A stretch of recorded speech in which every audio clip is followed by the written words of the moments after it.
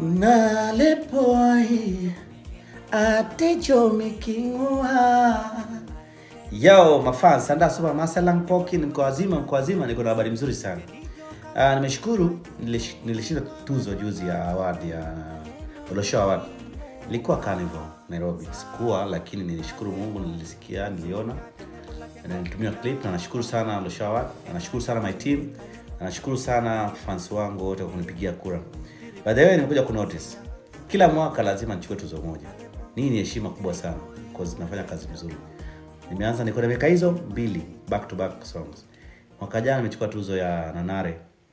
Mwaka huu na Lepo imechukua tuzo. Sasa hii inalepo atejo mikingua endike imure aipeleke nyakopwa.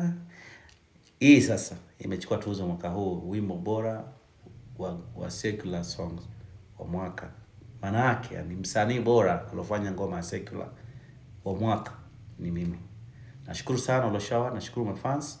This is ni kitu ndogo lakini lazima ushukuru kwa sababu ukipata kikubwa na tuzo zaidi. Huu ni mfano.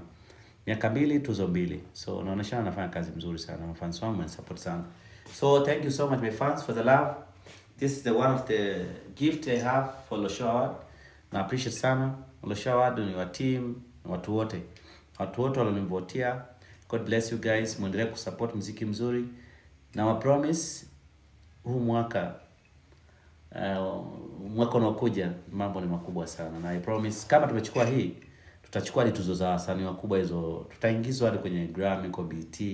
Si ndio? Hadi tuzo za Tanzania zile za nini zile. Anashindana na Diamond na sitaingia tu kwa sababu muziki wetu ndio huu tu. So guys, thank you so much for the love. Na appreciate. Mungu awalinde fans wangu.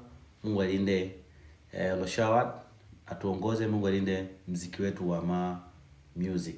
Tunafanya vizuri sana kiukweli. Na nashukuru huu ni mfano tu wa kuigwa. Ukitaka kuandaa tuzo, andaa tuzo wapewa wasanii sahihi. Usitoe tuzo kwa sababu ya mtu unamfahamu, ila toa tuzo kwa mtu anayestahili. Kweli na Lepo inastahili. Nafikiri kama inastahili, naomba comment chini hapo watu wajue na Lepo inastahili kupata tuzo. Thank you so much. God bless you guys.